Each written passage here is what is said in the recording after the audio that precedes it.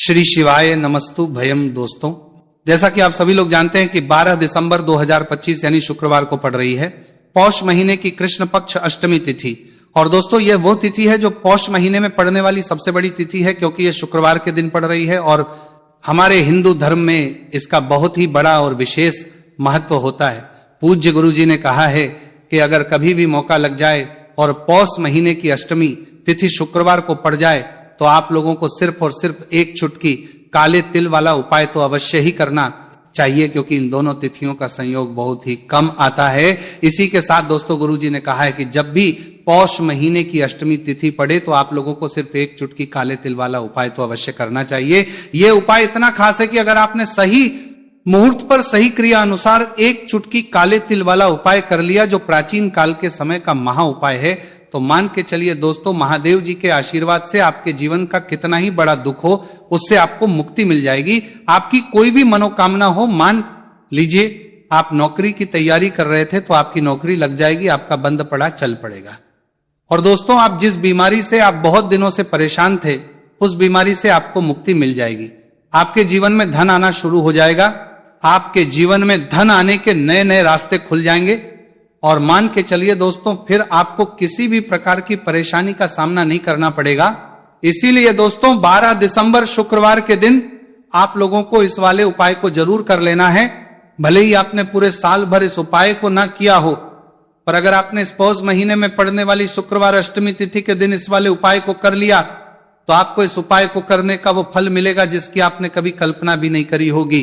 इसीलिए आप लोग इस हल्दी वाले उपाय को एक बार जरूर कर लेना, ताकि आप लोगों के हाथ से यह मौका ना जा सके और आपको इस उपाय को करने का फल मिल सके।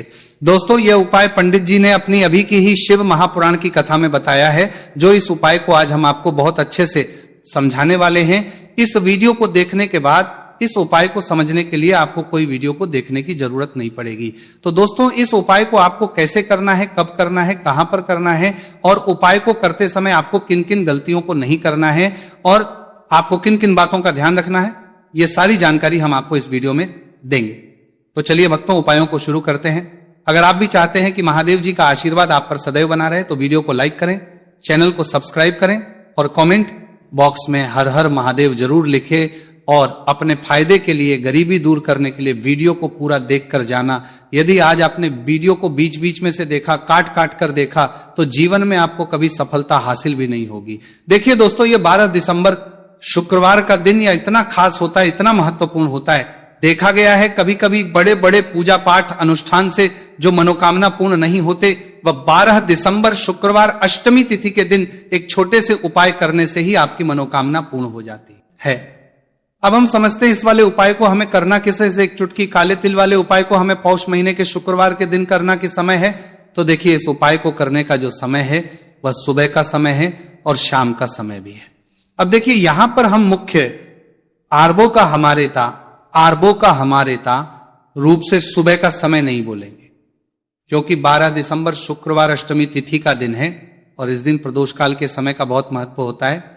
बाकी अगर सुबह के समय भी करेंगे तो भी अच्छा होगा, उसमें कोई भी दिक्कत वाली बात नहीं है। तो चलिए जानते विशेष उपाय के बारे में। लेकिन उससे पहले एक प्रार्थना, अगर आप इस चैनल पर नए हैं तो आप इस वीडियो को लाइक करें, चैनल को सब्सक्राइब करें और कमेंट बॉक्स में आप अपनी राशि, अपना नाम जरूर डाल दें, क्योंकि हम राशि से जुड़ा भाग्य भी बताते हैं और भाग्य में चल रही परेशानियों को दूर करने के लिए वह आसान से आसान उपाय भी बताते हैं। तो चलिए अब हम अपने सबसे पहले उपाय की बात कर लेते हैं। तो चलिए बात करते हैं हमारे पहले उपाय की। देखिए, उपाय के लिए आपको 2 दीपक लेने होंगे। दोनों ही दीपक आप मिट्टी के भी ले सकते हैं और दोनों ही दीपक आप शुद्ध आटा मढ़कर उनके भी तैयार कर सकते हैं। अब दोस्तों, दोनों ही दीपक के अंदर आपको शुद्ध घी का प्रयोग करना होगा और एक दीपक के अंदर आपको गोल रुई की बाती का प्रयोग करना होगा और एक दीपक के अंदर आपको लंबी बाती का प्रयोग करना होगा। लंबी बाती वाले दीपक के अंदर आप मौली वाला जो धागा आता है कलावा का, उसकी बाती का प्रयोग भी आप लंबी बाती वाले दीपक के अंदर कर सकते हैं। 2 दीपक वाला यह चमत्कारी उपाय केवल शुक्रवार अष्टमी तिथि की रात्रि में ही किया जाता है, इसीलिए आपको इस उपाय को बहुत ही ध्यान से समझना।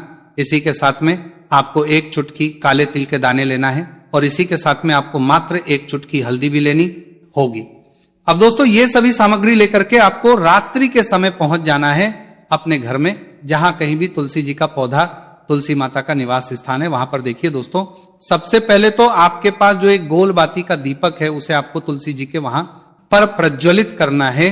दीपक को प्रज्वलित करते समय आपको ओम नमो भगवते वासुदेवाय इस मंत्र का 11 बार जाप कर लेना है। अब देखिए दोस्तों, आप जो एक चुटकी काले तिल के दाने लेकर के आए हैं उन्हें आपको अपने सीधे हाथ में रखना है, और जो आपने गोल बाती वाला दीपक प्रज्वलित किया है माता तुलसी जी के वहां पर, उसके ऊपर से आपको इन एक चुटकी काले तिल को घड़ी की दिशा में घुमाना है। आपको अपना नाम और अपनी गोत्र को बोल देना है, और फिर आपको इन काले तिल को उस जलते हुए दीपक के अंदर डाल देने हैं। देखिए, काले तिल भगवान विष्णु के पसीने से उत्पन्न हुए हैं, और जब भी हम यह दीपक की रात्रि में प्रज्वलित करते हैं तो इससे हमें हमारे कर्ज में राहत मिलती है, हमारे जीवन में धन प्राप्ति के नए नए मार्ग खुलते हैं, हमारा अगर कोई भी कार्य रुका हुआ है तो वह भी परिपूर्ण होता है। देखिए, गोल बाती का जो दीपक है, विशेषकर हम माता तुलसी के वहां पर भगवान विष्णु और माता लक्ष्मी के निमित्त प्रज्वलित कर रहे हैं। इस प्रकार से आपको यह दीपक प्रज्वलित कर देना है। अब जो आपके पास लंबी बाती का दीपक है, एक चुटकी हल्दी है, तो इससे आपको लेकर के पहुंचना है अपने घर के मंदिर में। आपके घर के मंदिर में माता लक्ष्मी की जो भी प्रतिमा की मूर्ति है उनके सामने सबसे पहले तो आपको ये लंबी बाती का दीपक रखना है, फिर आपको दीपक को प्रज्वलित कर देना है। दीपक को प्रज्वलित करते समय आपको ओम महालक्ष्मी नमः इस मंत्र का जाप करते रहना है।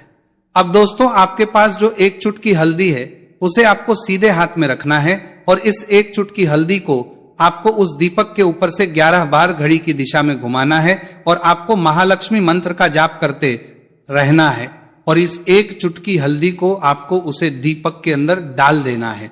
देखिए, एक चुटकी हल्दी वाला जो दीपक है आपके जीवन से दुर्भाग्य को समाप्त करता है, माता लक्ष्मी की आपको कृपा प्राप्त करवाएगा, धन प्राप्ति के आपके जीवन में नए नए मार्ग बनाएगा। देखो, अगला उपाय है वो भी बहुत ज्यादा खास है। तीनों उपाय को आप जरूर सुनना, क्योंकि जो आपको अच्छा लगे वो उपाय आप कर सकते हैं। देखिए, इस उपाय के लिए आपको 2 हरी इलायची लेनी होगी। हरी इलायची आपको साबुत लेनी है, खंडित नहीं होनी चाहिए। और इसी के साथ में आपको मात्र थोड़ा शहद लेना है। शहद आपको मात्र आधा चम्मच या फिर उससे भी कम ले लेना है, और इसी के साथ में आपको एक दीपक ले लेना है। दीपक चाहे तो मिट्टी का भी ले सकते हैं, और आप चाहे तो शुद्ध आटा मढ़कर उसका दीपक भी आप तैयार कर सकते हैं। इस दीपक के अंदर आपको मौली का जो धागा आता है कलावा का, उसकी बाती का प्रयोग करना होगा। यानी कि इस दीपक के अंदर आपको लाल रंग की बाती का प्रयोग करना होगा, और इस दीपक के अंदर आपको शुद्ध घी का प्रयोग करना होगा। अब ये सारी सामग्री लेकर के आपको अपने घर में जो भी मंदिर है वहां पर पहुंच जाना है, और आपको माता लक्ष्मी के किसी भी स्वरूप के सामने बैठ जाना। अगर माता लक्ष्मी की फोटो है, माता लक्ष्मी की प्रतिमा है, तो उनके सामने आपको बैठ जाना है। अगर माता पार्वती की प्रतिमा है तो उनके सामने आपको बैठ जाना है। यानी कि किसी भी माता के स्वरूप के सामने आपको बैठ जाना है। अब देखिए, सबसे पहले तो आपको माता रानी के सामने थोड़ी सी चावल की ढेरी बना देनी है, यानी कि थोड़े से अक्षत के दाने आपको माता रानी के सामने रखना है। उसके बाद आप जो एक दीपक लेकर के गए हैं, उस दीपक को आपको उन्हीं चावल के दानों के ऊपर रख देना है, और फिर इस दीपक को आपको माता के सामने प्रज्वलित कर देना है। देखिए, इस दीपक को प्रज्वलित करते समय आपको ओम महालक्ष्मी नमः इस मंत्र का लगातार जाप करते रहना है। दीपक को प्रज्वलित करने के बाद आप जो 2 हरी इलायची लेकर के गए हैं, उसमें से एक हरी इलायची को तो आपको उसी दीपक के अंदर डाल देनी है, और वहीं पर आपको कम से कम 21 बार ओम महालक्ष्मी नमः इस मंत्र का जाप कर लेना है। अब आपके पास जो शहद है और एक हरी इलायची है, उसे सीधे आपको लेकर के पहुंच जाना है। भगवान शिव के मंदिर में पूज्य गुरु जी ने बताया है कि यह उपाय आपको सिर्फ और सिर्फ शाम के समय ही करना होगा। शाम को जब भी सूर्यास्त का समय होता है तो उस समय आपको यह उपाय करना है।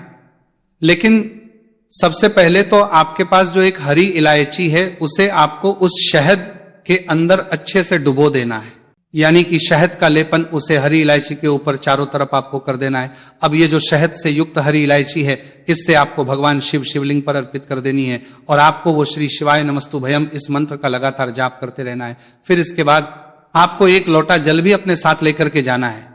तो ये एक लोटा जल भी आपको धीरे धीरे शिवलिंग पर समर्पित कर देना है, और आपको श्री शिवाय नमस्तुभयम इस मंत्र का जाप करते रहना है। फिर इसके बाद आपको अपने घर आ जाना है। इस प्रकार से आपको ये उपाय कर लेना है। तो तो चलिए दोस्तों जान लेते हैं गुरुजी द्वारा बताए दूसरे उपाय के बारे में। देखिए, इस उपाय के लिए आपको लेना है 11 चावल के दाने। गुरुजी ने कहा है चावल के दाने खंडित नहीं लेने हैं, बिल्कुल साबुत होने चाहिए। उसके साथ में आपको लेना है एक बेलपत्र। बेलपत्र का भी एक नियम है, अगर आपके पास बेलपत्र नहीं है तो आप शिवलिंग से उठाकर उसको पुनः शुद्ध जल से धोकर इस्तेमाल कर सकते हैं। इस प्रकार आपको बेलपत्र लेना है। इसके बाद आपको एक लोटा जल लेना है। अब यह सब लेकर आपको जाना है महादेव के मंदिर में। देखो, अब आपको उत्तर साइड में खड़े हो जाना है और सबसे पहले आपको एक बेलपत्र अपने हाथ पर और 11 चावल दाने रखकर शिवलिंग के ऊपर अपना नाम और गोत्र बोलते हुए समर्पित कर देना है और ओम नमः शिवाय श्री शिवाय नमस्तु भयम का लगातार जाप करना है। अब आपको जो एक लोटा जल साथ में लेकर आए थे उसे धीरे धीरे बेलपत्र और चावल दाने के ठीक ऊपर आपको समर्पित करते जाना है और शिव पुराण के मंत्र श्री शिवाय नमस्तु भयम का 11 बार जाप करना है और अपनी मनोकामना बोलते जाना है। देखो, बस छोटा सा उपाय करना है, देखना एक दिन आपके सब काम बनने लग जाएंगे। गुरुजी का बहुत ही विशेष उपाय है। चलते हैं तीसरे उपाय की तरफ। देखिए, इस उपाय के लिए आपको एक तांबे के पात्र के अंदर सबसे पहले अपने घर से शुद्ध जल लेना है। फिर इसी के साथ में आपको मात्र थोड़ा सा शहद लेना होगा। शहद आपको आधा चम्मच या फिर उससे भी कम लेना है और इसी के साथ एक प्यारी सी बेलपत्र ले लेनी है। बेलपत्र यदि आपको नहीं मिल पाती है तो भगवान शिव के शिवलिंग पर चढ़ी हुई बेलपत्रों को आप पूर्ण शुद्ध जल से धोकर के उपयोग कर सकते हैं और बेलपत्र जो है वो कहीं से भी कटी फटी खंडित नहीं होनी चाहिए। अब ये तीनों सामग्री लेकर के सीधे आपको पहुंच जाना होगा भगवान शिव के मंदिर में। यह उपाय सुबह से लेकर के शाम तक किसी भी समय कर सकते हैं। देखिए, सबसे पहले तो आपके पास जो शहद, उससे आपको अपने सीधे हाथ की चिट्ठी उंगली के जो पास वाली उंगली होती है, अनामिका उंगली, उसमें थोड़ा सा शहद आपको लेना है और इससे फिर आपको शिवलिंग पर जहां माता अशोक सुंदरी का स्थान होता है वहां पर आपको ओम का निर्माण करना है। लेकिन जलाधारी के बिल्कुल बीच में जो स्थान होता है उसे माता अशोक सुंदरी का स्थान कहते हैं और इसी स्थान पर आपको शहद से ओम का निर्माण करना है। अब दोस्तों, आपके पास जो एक बेलपत्र है उसे आपको अपने सीधे हाथ की हथेली रखना है और महादेव से आपको अपनी विशेष मनोकामना, आपके जीवन में जो भी संकट चल रहे हैं, जो भी समस्याएं चल रही हैं, जो भी जीवन में दुर्भाग्य बना हुआ है, आप अपने किसी भी कार्य में सफल नहीं हो पा रहे हैं, तो जिस भी प्रकार की आपकी समस्या है उसे दूर करने के लिए आपको महादेव से प्रार्थना कर लेनी है और फिर ये जो एक बेलपत्र है इससे आपको शिवलिंग पर माता अशोक सुंदरी वाले स्थान पर समर्पित कर देनी। देखिए, जहां पर आपने ओम का निर्माण किया है उसी के ऊपर आपको यह बेलपत्र भी समर्पित कर देनी है। देखिए, बेलपत्र की चिकनी साइड का हिस्सा शिवलिंग से स्पर्श होगा और इसकी जो डंडी है वो आपको जलाधारी की ओर रखनी है। बड़ी पत्ती वाला भाग शिवलिंग की तरफ रहेगा। इसी प्रकार से आपको यह बेलपत्र समर्पित कर देनी है। अब दोस्तों, आपके पास जो एक जल का पात्र है उसमें से थोड़ा सा जल तो आपको बेलपत्र की जो आगे वाली पत्ती है उस पर आपको समर्पित करना है और आपको श्री शिवाय नमस्तु भयम इस मंत्र का जाप कर लेना है। फिर उस पात्र के अंदर जो जल बचेगा उसे पूरा आपको भगवान शिव के शिवलिंग पर धीरे धीरे समर्पित करते जाना है और लगातार आपको शिव महापुराण के मूल मंत्र श्री शिवाय नमस्तु भयम इस मंत्र का जाप करते रहना है।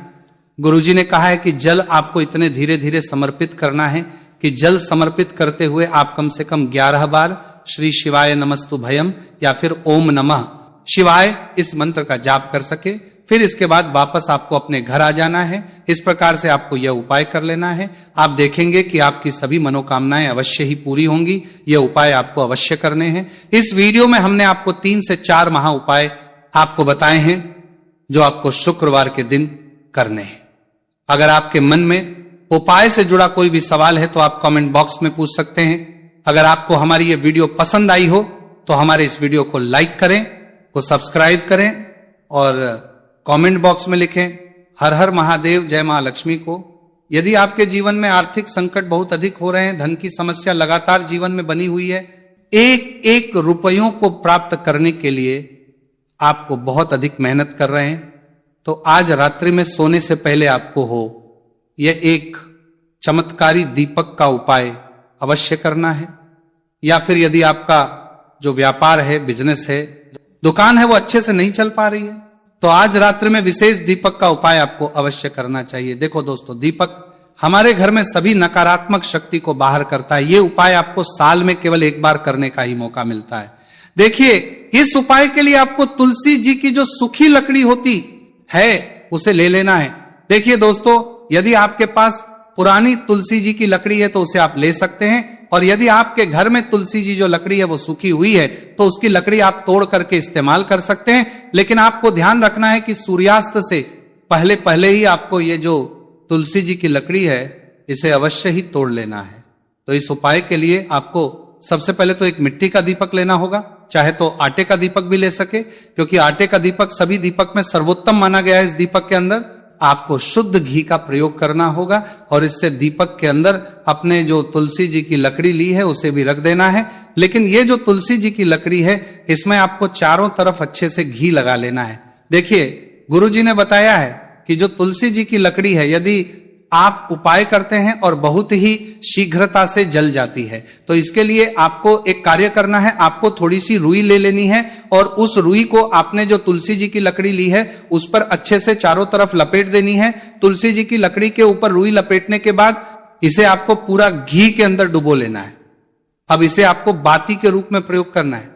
अब दोस्तों, इस दीपक को आपको प्रज्वलित यहां करना है, तो इस दीपक को आपको या तो भगवान विष्णु के सामने प्रज्वलित करना होगा, या फिर आपको भगवान श्री राम के सामने प्रज्वलित करना होगा, या फिर भगवान कृष्णा के सामने, यानी कि भगवान विष्णु के जो भी अवतार है उनके सामने आप ये दीपक प्रज्वलित कर सकते हैं, या फिर आप इससे दीपक को माता तुलसी जी के सामने भी